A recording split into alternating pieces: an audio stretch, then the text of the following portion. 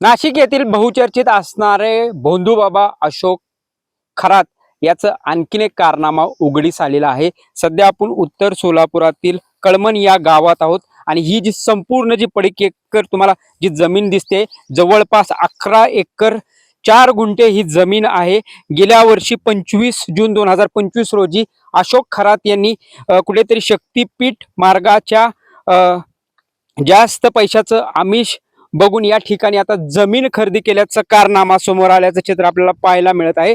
एकंदरीत पाहतोय की आपण अशोक खरात याच्या जे कारनामे आहेत ते दिवसेंदिवस समोर येत असताना आता उत्तर सोलापुरात त्याचे धागेदोरे पोहोचल्याचं पाहायला मिळत आहे। मात्र या ठिकाणची जी 11 एकर 4 गुंठे जी जागा आहे जवळपास 2.25 कोटींची ही व्यवहार झाल्याचं समोर आलेलं आहे।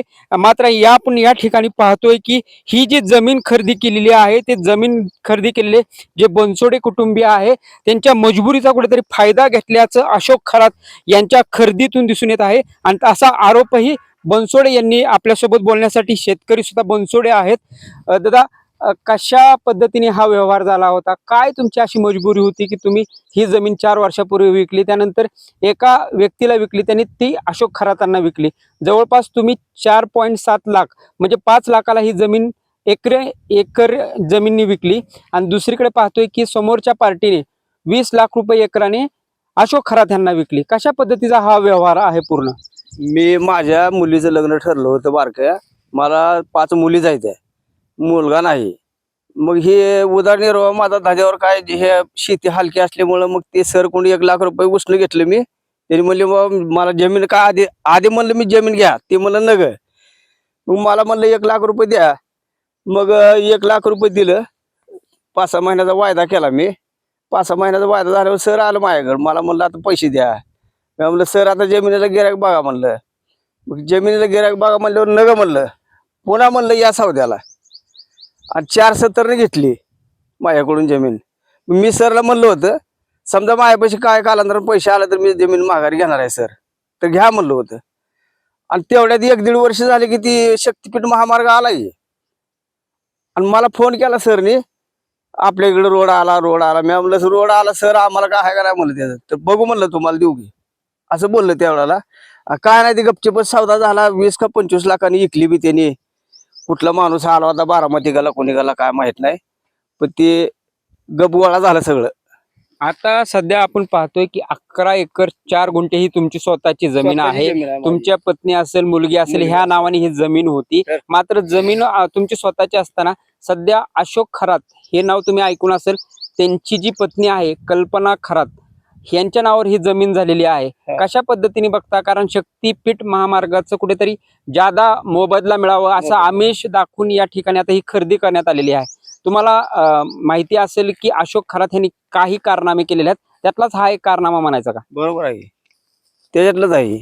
तिकडं काय उलथापालत केली ते इकडे जमिनीची उलथापालत केली आमच्या। गोरगरिबाचं गळ म्हणजे कापलं ना इकडं। मग आमची जमीन आम्हाला परत मिळावी, आम्ही तुमचं काय असेल ते पैसे द्यायला तयार आहे। किती जमीन आहे टोटल आणि किती वर्षापासून तुम्ही या ठिकाणी राबता? तुम्ही स्वतः ह्या कुठेतरी शेतीची सेवा करता? आता मला ह्या जमिनीत 50 वर्ष झाले आणि आता मी एकूण 5 वर्ष झाली। 50 वर्ष कसत होतो मी, पण मुलगा नसल्यामुळं माझा जीव नाराज असल्यामुळं मी आता ह्या 5 वर्षात विकून टाकली होती।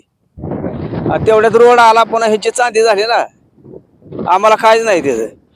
होय म्हणली पुन्हा तशीच तिकडे गेली।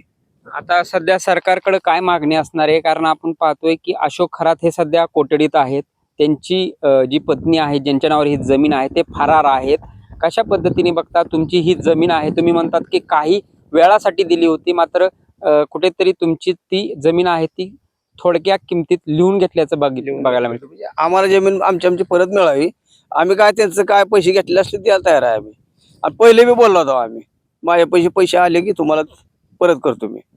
आपण पाहतोय की ही संपूर्ण जी जमीन आहे ती 11.4 एकराचा हा प्लॉट आहे आणि याच ठिकाणावरून शक्तीपीठ मार्ग जाणार होता आणि त्याचाच कुठेतरी मोबदला जास्त प्रमाणात मिळावा या हेतूने अशोक खरात यांनी त्यांच्या पत्नी कल्पना खरात यांच्या नावावर ही जमीन केली. आपण पाहतोय की हा व्यवहार जर पाहिला तर हे बनसोडे कुटुंबीय आहे, बनसोडे शेतकरी आहेत.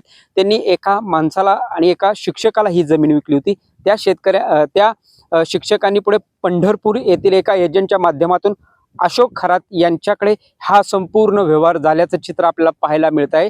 एकंदरीत पाहतोय की 1 वर्षापूर्वी या जमिनीचा सौदा झाला आणि जवळपास 2.25 कोटी रुपयांची ही जमीन अशोक खरात यांनी आपल्या पत्नीच्या नावाने खरेदी केल्याचं पाहायला मिळत आहे. मात्र यामध्ये कुठेतरी शक्तीपीठ महामार्ग जो सरकारने सर्वसामान्य जे